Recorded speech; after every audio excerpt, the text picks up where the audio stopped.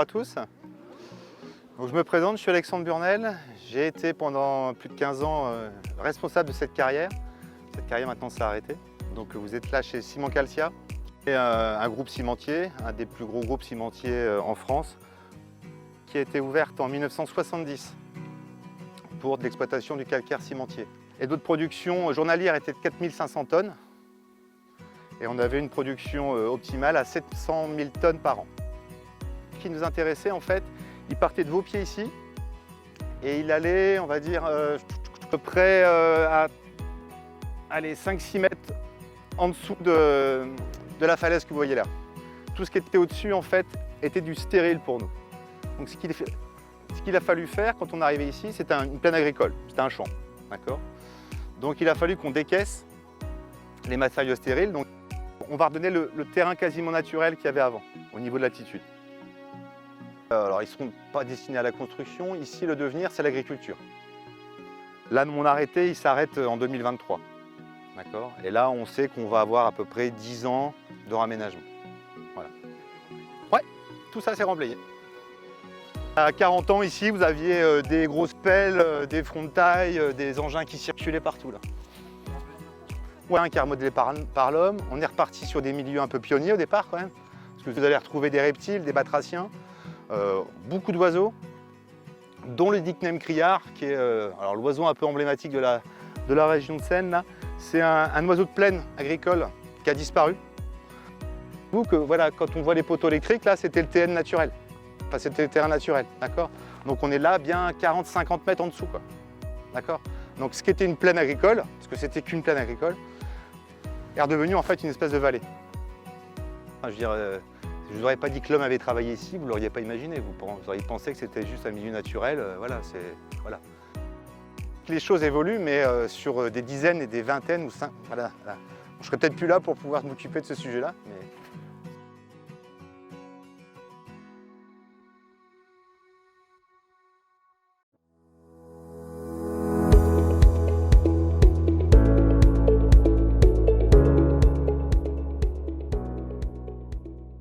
C'est une agence qui est sous le pont de la région en fait et qui va acquérir des terrains qui sont les PRIF, les périmètres, les périmètres régionaux d'intervention foncière et dans l'idée de créer toute une continuité d'espaces verts en fait en Île-de-France. Nous, on a la particularité d'être maître d'ouvrage et maître d'œuvre. Voilà, donc en fait, nous, on est à la fois les clients et à la fois les concepteurs. Et on travaille surtout avec les partenaires locaux, on ne travaille jamais tout seul. On travaille avec les communes, on travaille avec les agglos, on travaille avec le département, on travaille avec les services de la région, on travaille avec les usagers, on travaille avec les associations. Donc un projet, ça ne se sort pas de son chapeau, ça se négocie. La butte Pinson, c'est une butte témoin.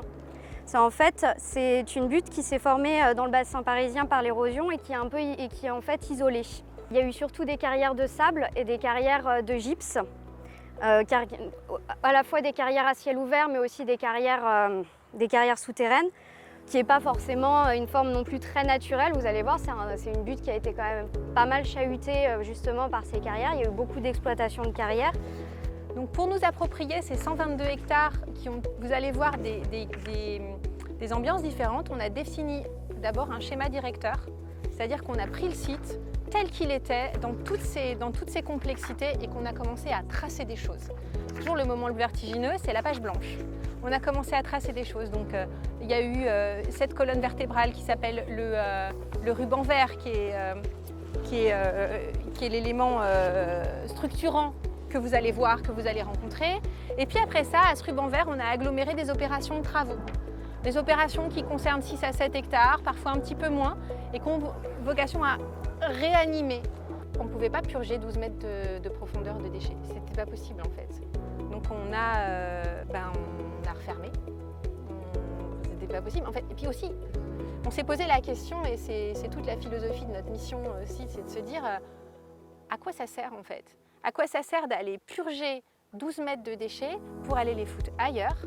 C'est-à-dire de dépenser, sachant qu'un camion c'est 20 mètres cubes, d'aller dépenser de l'énergie pour aller foutre ça dans un autre trou. On hérite d'un site, il est comme ça, on va essayer de minimiser son impact. On a étanché ce qu'on a pu étancher pour éviter que les eaux ne viennent infiltrer et dégrader les nappes en surface. et on a essayé de faire effacer ça en surface. On ne peut pas faire oublier 100 ans d'exploitation.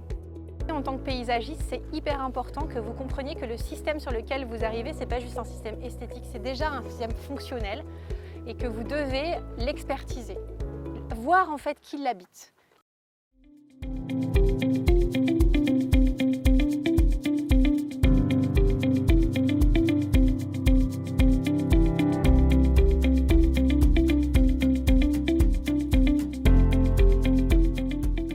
Je vais donner quelques éléments pour situer l'enjeu de cet exercice qui se place dans ce partenariat avec la Vallée de la Seine. Donc l'atelier 8, c'est un atelier, c'est le 8e atelier que font les étudiants à l'école. Donc c'est censé être le plus complexe, le plus difficile, celui où on embrasse le plus largement dans le temps et dans l'espace les territoires et les paysages. Pour moi, la T8 cherche à placer le paysagiste dans sa position professionnelle par rapport au projet de paysage, au regard de ce que peut être un projet plus large de territoire. Ce que moi j'appelle projet de territoire, c'est un projet vraiment de société qui est exprimé par une communauté en un lieu donné sur un morceau de territoire. Et donc il a une dimension sociale, économique, matérielle, immatérielle, etc.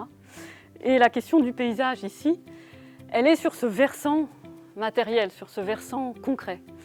Et on entend le paysage comme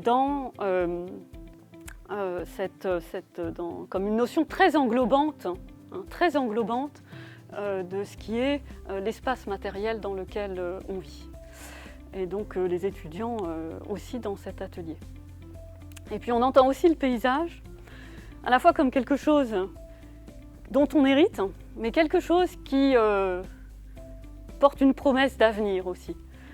Quelque chose qui résulte d'une construction historique, d'un dialogue d'une société en un lieu donné avec une réalité première, géographique, qui se prête à son invention et qui lui résiste aussi. Et puis aussi comme quelque chose qui contient de façon un petit peu latente des possibilités d'avenir, une possibilité pour écrire d'autres histoires collectives. Et puis on traverse des grandes échelles d'espace, c'est aussi ça qui caractérise cet atelier, en se posant à chaque fois la question qu'est-ce que je peux faire en tant que paysagiste quand je réfléchis à l'échelle d'une grande vallée, qu'est-ce que je peux faire quand je réfléchis à l'échelle d'une commune ou à l'échelle d'un bord de rivière, quels sont les éléments que l'on peut poser à la fois de réflexion et de pensée, et puis de dessin transformateur concrètement de l'espace. On a posé ce sujet de la réhabilitation territoriale parce que c'était une question qui était très prégnante les précédentes années. On s'est dit que c'était intéressant de la creuser. Au départ, c'était réparation, c'était ça le terme. Puis on s'est dit réparation, on va lui donner une autre dimension qui sort justement de la simple question de la remise en état, remise en état de quelque chose qui serait dégradé, abîmé. Et dans l'idée de la réhabilitation, il y a aussi une dimension très symbolique, très immatérielle aussi de la reconnaissance et de la remise en estime d'un lieu. Donc c'est vraiment sur toute cette dimension que les étudiants sont amenés à travailler. Et donc ils se sont intéressés à plein de questions très concrètes de la vallée de la Seine. Les questions d'ère post-industrielle, on pourrait dire, de cette vallée qui a été beaucoup développée autour du port et de ses industries et des grandes infrastructures séquaniennes. Les questions, je dirais, post-périurbaines, avec le développement très lié à la métropolisation et la périurbanisation qui lui est liée, du moins sur la séquence Cergy-Rouen sur laquelle on travaille cette année. Également les questions liées au développement d'une agriculture sur des plateaux extrêmement riches, donc très intensives, exportatrices, etc. Et donc ils se sont saisis de ces questions actuelles pour les mettre en perspective avec toutes les questions qu'on connaît bien aujourd'hui, climatiques, environnementales, etc.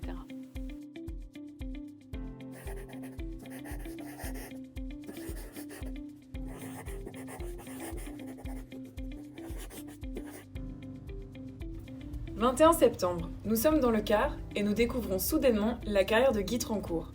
Nous sommes les seuls visiteurs autorisés aujourd'hui. C'est la première fois que nous en voyons une. Les paysages que nous découvrons sont habituellement hors de portée des promeneurs curieux. Notre carrier guide nous explique qu'il a pour devoir de replanter après son extraction. Dans la vallée de la Seine, entre Rouen et Cergy, on trouve différents types de carrières. Des carrières en cours d'extraction, des carrières fermées en cours de renaturation, mais surtout beaucoup de carrières en fin d'extraction. Chaque carrière fonctionne de manière autonome sans s'intéresser aux carrières autour, ce qui les isole encore plus. Aujourd'hui, la solution de facilité, quand les carriers sont partis, c'est de faire soit des réserves naturelles, mais finalement, elles conservent un peu leur effet fermé et ne s'ouvrent pas à leur contexte alentour, soit en base de loisirs. Mais là, on est surtout sur des intérêts économiques, au détriment de l'aspect écologique qu'une carrière peut représenter lorsqu'elle se renature. Pour qu'une carrière soit pensée avant, pendant et après son exploitation, il faudrait un dialogue en amont. Aujourd'hui, le carrier maquille son exploitation, ce qui représente un travail conséquent et un apport de terre énorme. Il est nécessaire de convoquer plusieurs acteurs qui sont directement liés géographiquement au carrier, à savoir l'agriculteur, les habitants, des bourgs et la faune locale. Ensemble, ils créent une nouvelle gouvernance avec des intérêts locaux comme la création de terres agricoles, d'espaces réappropriés par les habitants où les loisirs et la production se rencontrent. Si cette gouvernance se développe, le carrier n'est plus seulement propriétaire de ses terres, mais acteur dans la gestion d'un nouveau micro-milieu, ou bien disparaît une fois l'activité d'extraction terminée. Le relief délaissé permet de créer une variété de micro-habitats, rythme la plaine agricole, mais dessine aussi des points de vue pour nous rappeler l'immensité des exploitations.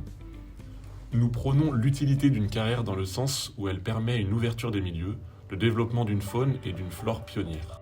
Je me suis intéressée notamment à ces terrains comme des lieux d'accueil pour les humains et le reste du vivant et comme des territoires un peu de cohabitation. Parce que les carrières représentent des territoires, une fois qu'elles ont fini d'être exploitées, qui peuvent être avec beaucoup de potentiel de biodiversité spécifique, lié au milieu calcicole et la microtopographie qui est laissée.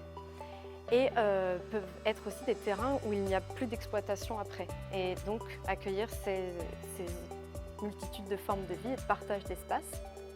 Et donc pour ce faire, la première manière d'imbriquer ces espaces au reste du territoire serait de travailler sur la marge et donc la transition des milieux.